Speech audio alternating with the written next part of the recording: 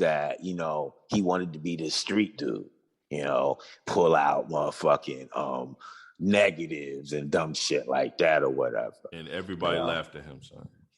Look, my thing was when that came out, I was just like, yo, I know mad COs that ain't gonna never be cops. And I'm gonna leave it at that. Bro. And I was like, what was wrong with that man having a fucking job? If you notice, that shit got shut down quickly, right? And you ain't hear nothing else about it, right? As it should have. Because the cats that was the reason why Ross was working there, shut all that down. Shut all that down. Nothing you could do. These guys was somebody you can't fuck with. So, I just thought like he had been doing like some trash, corny stuff for like a hot minute. But like to me, this kind of just took it over the top because like they chilling, ain't bothering nobody, doing mad charity work, helping out mad musicians we don't even know about. Come on, they helping out a lot of people. Look, hey, look how many of these like 90s rappers was struggling, and then all of a sudden they get with Rock Nation, and now they got an even flow to their career, regularly getting bookings, getting nice little endorsements and all that type of shit. Look, I love the Lox, but come on, them niggas was struggling. Like, look, they had a little juice bar and everything like that. So I'm not saying like they wasn't eating.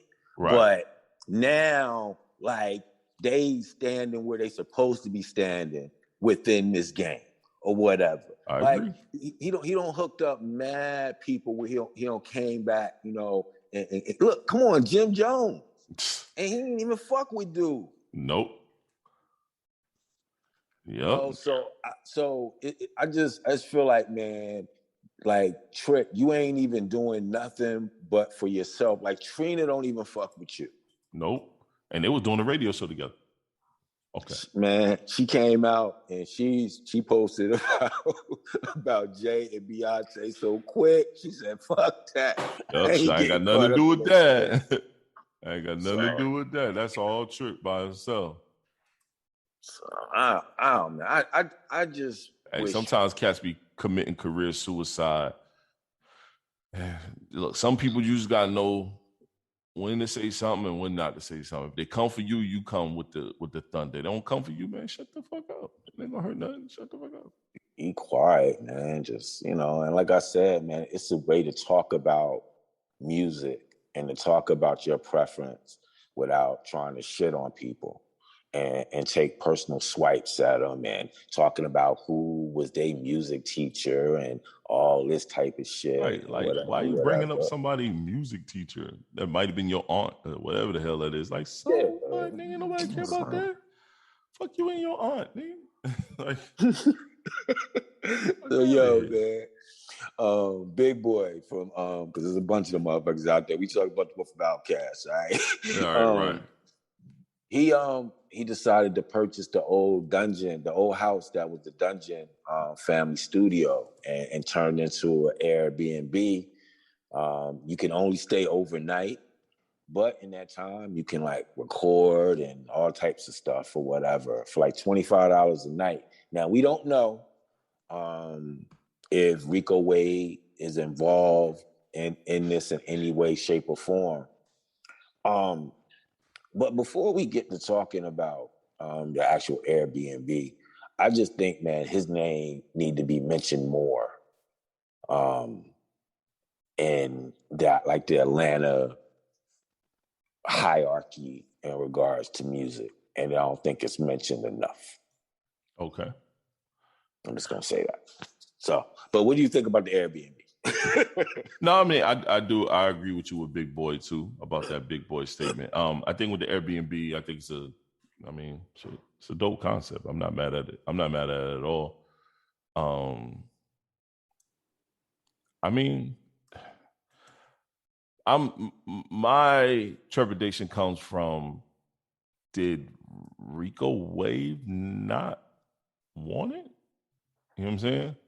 Like type shit. Like, is it, you know what I'm saying? I don't know. Is it a situation that Rico Wade was like, you know what I mean? I know this was my mom's old crib. This was the spot. Did we not want it no more, or what? You know what I'm saying? That's my only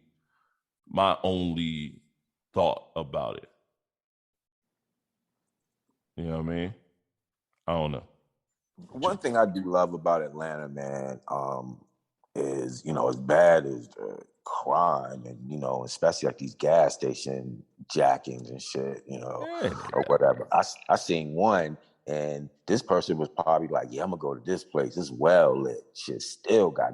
It ain't that bad, bro. I be out there all the time. It don't be that bad. It's just what the media sensationalized. It's like any other place. I'm pretty sure I can go sit in Jersey right now, and it's some shenanigans, man. Same thing with Raleigh, man. Somebody just got shot up.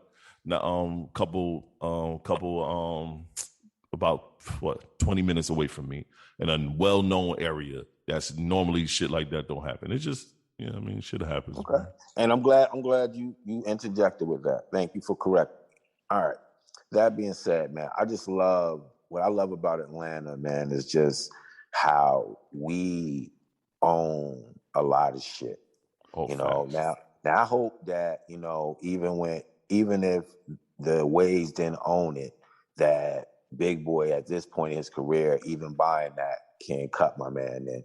But that's up to them, and we ain't gotta talk about that. But I just want to go back to like the ownership and the different restaurants, and it's not just clubs anymore, and it's different stuff, juice bars, and 2 Chainz got a bunch of different businesses. It's not just studios and stuff or whatever. And now Atlanta popping, bro. Atlanta is the spot for us. Now, honestly, if you're a creator, is the spot. So I just love what Atlanta allows people that look like me and you are able to do. And the thing is, it's almost like how New York was back in the day, where Jodeci, when they first got there, they ain't have a deal, they ain't even have a place to stay, but they believed in themselves, and they went there looking for Puff or whatever. And I'm not saying do that to Atlanta, but I'm just saying that you could really go down there and say, okay, I'm here, and then attack your expertise or your field of expertise, and you can start to become successful at a faster rate than a lot of other places. Yep. My suggestion is just know where you at. It's like any place you go to in the world, know where you at, know the area's boundaries and limits, know where you can and can't go, and go with an instance that you're going down there to get to it, not be on that goofy shit. So yeah, man. So I always like when we buy back stuff, because when we was just talking about this a couple of podcasts ago, was it Dirk was talking about buying O Block and all that kinds of stuff, and goofy shit. And we was already like, the fact that he's saying he buying it, I already know he not gonna get it or whatever, and we didn't even hear about Big Boy is thinking about, buying back the dungeon. We just heard about he bought it. It's gonna be an Airbnb. Right. Like everything was already done. He already had the deed or whatever, and it was ready to go. So that's just the difference. Shit, I might go rent it, see what it's like. You know what I'm saying? I mean, like I said, they got a lot of stuff that these rappers took advantage of after their white hot period, to make sure that they had businesses in the places that they grew up in. I mean, I ain't saying people in New York don't own stuff, but it is not like Atlanta. In no way, shape, or form.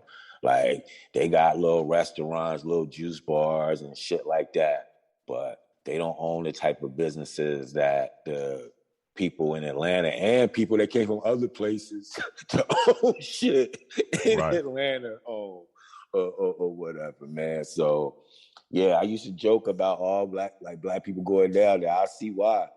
Bro, it's a spot, bro. I ain't down there. You talk shit all you want, and your boy gonna be there real soon too. So even people that I was dealing with, went down there and really supercharged their music career.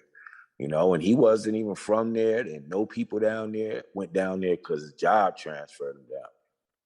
And got acclimated to the local scene quickly, saw how active it was, saw that like you could really plan stuff around your job because the events were consistent and people were actually at those events. And what happened was then when he even moved back to Richmond, like he was able to just kind of slide into that local scene because he had already, been around and been active in an active local scene, man. So like, it's not just going down there, buying something up or whatever.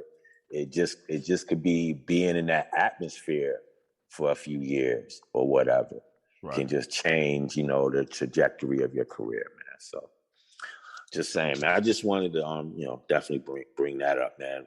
Besides the B&B Airbnb stuff that like Atlanta, man, is definitely doing its part for our people, man. And can't say that enough. And we'll close with the playoffs. All right. Whew, bruh. It's been a lot, man. It's been a lot going on. It's been a lot of good exposing Giannis Antetokounmpo. Wonder if is he really a superstar? I mean, he's a star, but is he a superstar? Exposing so-called playoff P. I think he's a superstar. I just don't think. Look, man, you a superstar. Like when you known by your first name and you put up the numbers that he put up. He only known by his first name because nobody can pronounce his last name. Bro, stop that shit, man. Yo, we gotta stop the cap. Look, we gotta stop the cap. Look, man, a superstar, you can sell sneakers. Ain't nobody buying Giannis Nikes, son. No one. And he got Nikes out. You want to know why? Why? Name another like big man who sell a lot of shoes. Come on, fam. He's not really considered a big man. We're not doing that. Because Shaq used to sell shoes like crazy. Shaq used to sell shoes like crazy.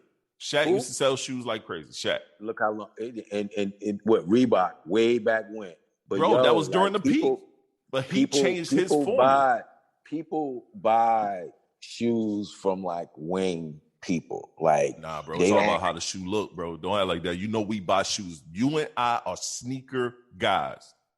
Look, first of all, are sneaker guys. They just some Kobe knockoffs anyway. Like it's nothing special about his shoe. Here we go. Let's keep it a buck then.